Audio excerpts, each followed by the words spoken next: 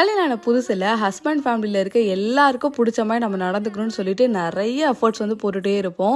இந்த விஷயத்தில் வந்து இவங்களுக்கு பிடிச்ச மாதிரி நம்ம நடந்துப்போம், அந்த விஷயத்தில் அவங்களுக்கு பிடிச்ச மாதிரி நடந்துப்போம்னு சொல்லி பார்த்து பார்த்து ஒவ்வொன்றா வந்து பண்ணிகிட்டே இருப்போம். ஆனால் அது ரொம்ப வருஷம் கழிச்சுக்கு அப்புறம் தான் நம்மளுக்கு வந்து தோணும், இதெல்லாம் வந்து நம்ம பண்ணியும் அது வந்து நடக்காது அப்படிங்கிறது. ஏன்னா எல்லாத்தையும் எல்லா நேரத்துலையும் வந்து நம்மளால் கண்டிப்பாக வந்து சாட்டிஸ்ஃபை பண்ண முடியாது. எல்லா நேரத்துலையும் எல்லாருக்கும் நம்ம நல்லவங்களாகவும் இருக்க முடியாது. கண்டிப்பாக ஒரு சிலருக்கு நம்மளை வந்து பிடிக்காம தான் வந்து போகும். அது வந்து நம்மளுக்கு கிட்டத்தட்ட வந்து கல்யாணம் ஆகி ஒரு 10-15 வருஷத்துக்கு அப்புறம் தான் நம்மளுக்கு வந்து மைண்ட்லேயே வந்து ஹிட் ஆகும்.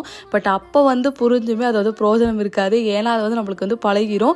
மறுபடியும் வந்து நம்ம மற்றவங்களுக்கு பிடிச்ச மாதிரி நடந்துக்க கூடாதா, நம்ம எப்படியாவது நல்ல பேர் வாங்கிடக்கூடாதாங்கிறதுக்காக ஏதாவது ஒரு வகையில் வந்து எஃபோர்ட் போட்டுகிட்டே தான் இருப்போம்.